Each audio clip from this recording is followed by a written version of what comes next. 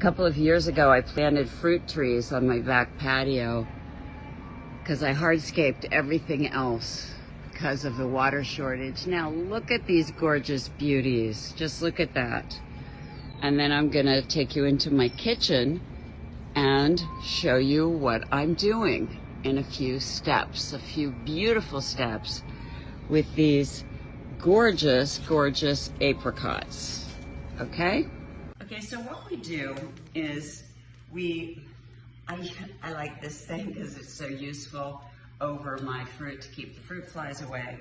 But it's also great when you have a lot of things you want to throw in a pot and not get burned. And I start with very hot water.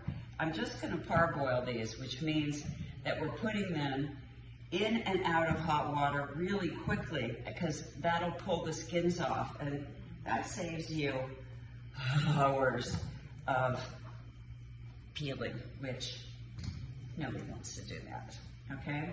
So we're just gonna toss them in really hot boiling water and leave them in there for just a few seconds, and then we will, okay? And then, did I put out my own flame? Sounds like me. And then we'll just take them right back out and the skins will just pull off. Okay. This is how you can tell that they're ready. See when you pull them up and the skin is cracking? Do you see that? That's how you can tell that they're done being parboiled and that they're easily going to come apart. And when you look through them, you see the majority of them are looking just like that. And the skin is coming off or ready to come off. See how terrific that is? And then you can just pull the skins right off. That's what parboiling these apricots or any of these kind of skin fruits will do. And then we're gonna be lined up here and we're gonna make tarts. So now we're gonna do the tarts, which is I use this phyllo dough that you buy ready-made, and you can keep it in the freezer, take it out the night before. Unrolling it is the trick because, as you can see, it starts to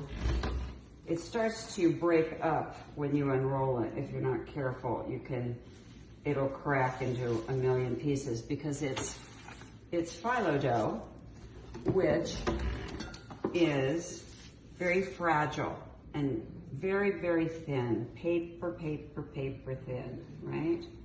So we want to unroll it it's very fragile, okay?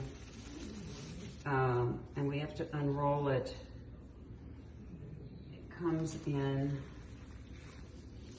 pieces and layers, okay? So we're going to use this layer, and set this layer aside, and we will open these layers of the dough, right? Okay, and they're very, very, very, very, very thin, see? Right? And when we take these up, right, they do kind of come apart, so you have to be careful with them and do your best to kind of okay, we're going to scrap this first layer, right, and we're going to try to get some layers that are going to hopefully stay relatively together, okay? And then you lay these layers across your tart pans, which a lot of people don't like to use these kind of products. You can make them in your own aerosol cans. You should spray in flour. I spray in flour and wine, but that's not great for the environment. For me, probably.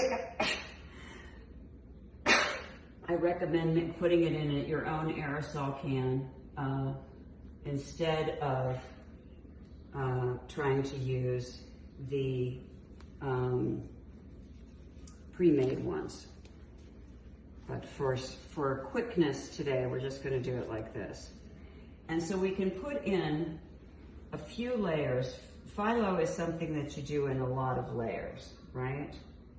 And you just pull it up and put a few layers together. And it doesn't matter if it's a little messy, okay?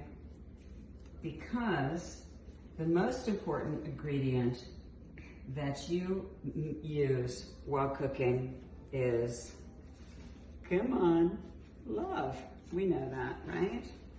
So I like to do a good 3 or 4 layers, because that way you have a little bit of a sturdy under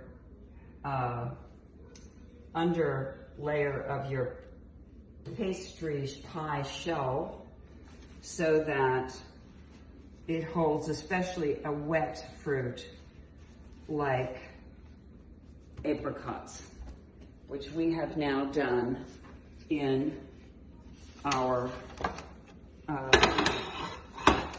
pre-blanching of our apricots, which, if you come over here, you'll see we can just now easily just start laying them right into the pan.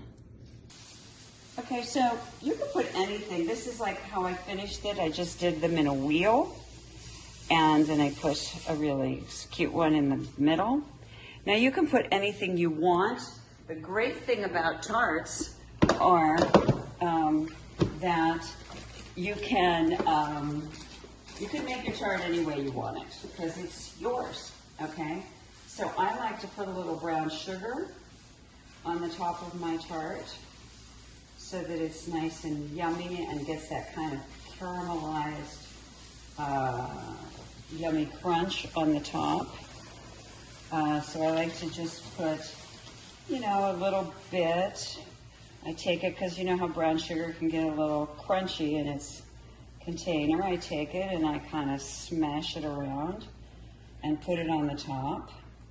And so we're going to do one like this with the brown sugar, just plain. And the next one I'm going to do, I'm going to put some of these beautiful blueberries that are so gorgeous this season.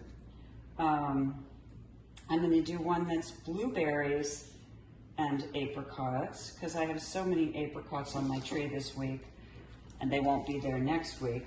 That beautiful Missoni bowl, back when Missoni did a line with Crate and Barrel.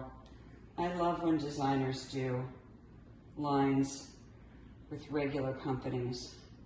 I'm a big collector of all that, because you don't have to spend a lot of money to have good taste. Okay, so this is what we're doing. We're going to put the brown sugar, beautiful apricot tart. Now, you're wondering what we're going to do with these edges. We're just going to push down on the edge of our tart pan, and that will cut off our edges quite easily. Okay? And that takes care of that situation. Okay? And if you want a phyllo top, you can have one, and you can make it with all your beautiful leftovers. But I kind of like it just like that, with that lovely kind of messy edge, right? And sometimes I use the terrible spray pan butter, and I just put a quick little butter top on there to make it extra crunchy and good. I've preheated my oven to 350 on the dial, and we're shoving it in. My oven needs cleaned. Whose doesn't right now? Okay, I'll let you know what that looks like later. Okay, so this is the second apricot tart, and I just tried to put the sort of cups up, and I put the sort of leftover, the apricots that kind of fell apart from being parboiled around the edges. And those are so tasty. And now I'm going to put these, I called them blueberries in the last one, And that's because my mom is still in intensive care, so please say a prayer for my mom. I'm really worried about her. Even when she gets out of intensive care, she has to do 2 weeks in cardiac rehab. You know, having some family members ill during this whole intensive care, right? We all need intensive care during this whole time of COVID and rioting and looting, and when the police are trying to deal with protesting that goes crazy, when the protesting is so appropriate, but the looting, people taking advantage of a protest that needs to happen, that's just not cool. Like, you don't need to break down a store while people are trying to get their voices heard. That's really disrespectful, people, really. Because people's voices need to be heard right now. And we need to make a blackberry apricot tart. And we're doing that by kind of putting the blackberries wherever you think they fit. I think they're kind of good in these little things. And I recommend doing these de-stressing things right now because we all need love right now. And we all need love more than we need just about any other thing. And if there's anything you can do to be more loving to someone that you know and someone who you think isn't being heard right now, I say do it. And if you can do something kind to someone who needs to feel your love, if you can show your support and your love, if you can drop off a tart, okay? You don't have to say anything to anybody. You can drop off some food to someone who you feels like maybe you haven't been listening or hearing them. You could just drop off a note. You can put some love on their doorstep and let them know that you do hear them, you do see them. You know, I think the most important thing that you can do with someone is notice them when they walk in the room. Just light up when you see them. Just let people know that you do see them. You do hear them. Because all kinds of people don't feel seen and heard. It doesn't just stop with the color of your skin. People don't feel seen and heard because they're all kinds of things. Because they're female, because they're gay, because they're a kid, because they're not the top of your list every day. So do yourself a favor and start noticing people around you and treat them the way you'd like to be treated, okay? Thanks for watching. There you go. Okay. So these have been in about 30 minutes, especially this one was in first, and it's gotten a little brown around the edges. And that happened moreover because I sprayed the edges a couple times with the butter spray, okay, which I recommend. So that's what they look like when they come out. And let's take a look at the blueberry one. I think that could use another couple of minutes. And in the meantime, I made this blueberry one, which I'll tell you how I did that now.